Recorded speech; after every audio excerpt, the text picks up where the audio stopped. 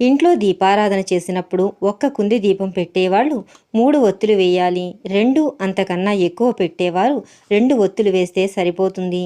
రోజువారీ దీపారాధనకు మీరు వాడే నూనె మీ శక్తి కొలది ఏదైనా పర్వాలేదు.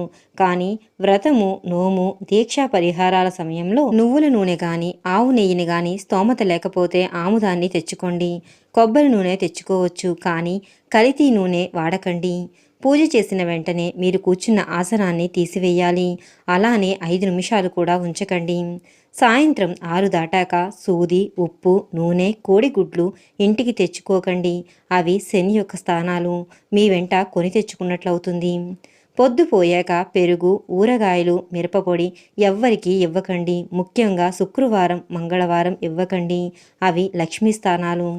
శనివారం రోజు చెప్పులు, గొడుగు, గుడ్లు, నూనె, మాంసము ఇంటికి తెచ్చుకోకూడదు.